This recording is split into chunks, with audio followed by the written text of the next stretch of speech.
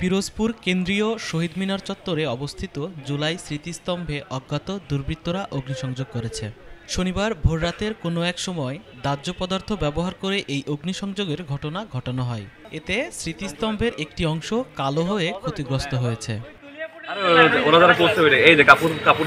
বিষয়টি নিশ্চিত করে পিরোজপুরের পুলিশ সুপার খান মোহাম্মদ নাসের জানান, ঘটনাস্থলে নিরাপত্তার দায়িত্বে থাকা 2 পুলিশ সদস্যকে অবহেলার কারণে পুলিশ লাইনে ক্লোজ করা হয়েছে এবং তাদের বিরুদ্ধে আইন অনুযায়ী ব্যবস্থা নেওয়া হবে। তিনি আরও বলেন, অগ্নিসংযোগের ঘটনায় পিরোজপুর সদর থানায় একটি মামলা দায়েরের প্রক্রিয়া চলছে।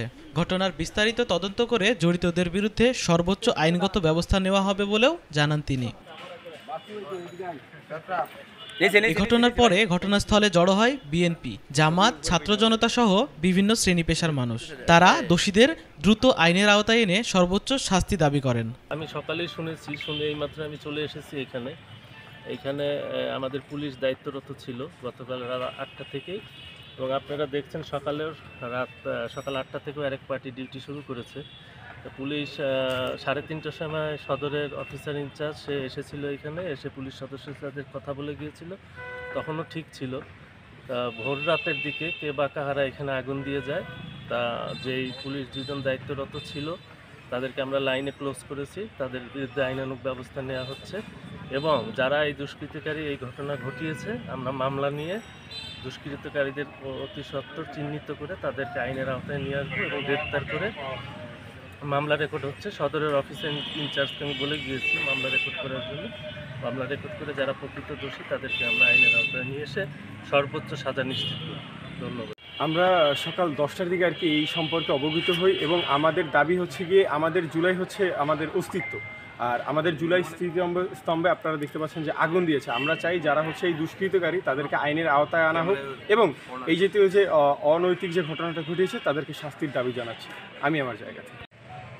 তাদের নামে তাদের জন্যই আজকে একটি স্তম্ভ বা একটি মিনার গঠন করা হয়েছে। এই মিনার গঠনে এদেশে আবাল বৃদ্ধ জনতা, ছাত্র, শ্রমিক সবারই সমর্থন আছে এবং এই সমর্থনের কারণে কিছু সংখ্যক লোক প্রতিহিংসা পরায়ণ হইয়া, এরা রাজনৈতিক ব্যক্তি না, আমার মনে হয় দেশে একটা বিশৃঙ্খলা সৃষ্টির জন্য ফেব্রুয়ারির নির্বাচনকে প্রতিবন্ধকতা সৃষ্টি করার লক্ষ্যে আজকে এই জুলাইয়ের এই স্তম্ভটিকে তারা আগুন দিয়ে পোড়াবার একটি নজির সৃষ্টি করেছে। অবশ্যই আমরা একটা দৃষ্টান্তমূলক শাস্তি চাই। আমরা একটু আগে খবর পেয়েছি যে রাত্রে একদল দুষ্কৃতিকারী এই জুলাই যোদ্ধাদের স্তম্ভে অগ্নিসংযোগ করেছে। আমরা আগেই বলতাম যে আমরা যখন এই দেশে গণতান্ত্রিক আন্দোলনের মাঠে ছিলাম, সারা বাংলাদেশে নাশকতা হতো, গাড়িতে অগ্নিসংযোগ হতো, তখন থেকে আমরা বলে এসেছি যে এগুলো আওয়ামী লীগের কাজ। আওয়ামী লীগ এই কাজ করতে খুব পারদর্শী। তারা বাংলাদেশে বিভিন্ন সময় বিভিন্ন রকমের অগ্নিসংযোগ, আগুন সন্ত্রাস করে তৎকালীন বিরোধী দলের উপর দায় চাপিয়েছিল। তারই ধারাবাহিকতায় এখন আপনারা দেখতে পাচ্ছেন যে এখন কি হচ্ছে। যারা 1 বছর আগে বলতো অগ্নিসংযোগ বিরোধী দল করতেছে, আমরা বিএনপি করতেছে, জামাত করতেছে, তাহলে এখন কারা করতেছে? তখনও যারা করতো এগুলা, এখনও তারা তাদের এটা একটা রাজনৈতিক কৌশল হিসেবে তারা দেশে সবসময় একটা অস্থিরতা তৈরি করে ঘোলা পানিতে মাছ শিকার করতে চায়। শাস্তি চান কিনা? অবশ্যই শাস্তি চাই, দৃষ্টান্তমূলক শাস্তি চাই।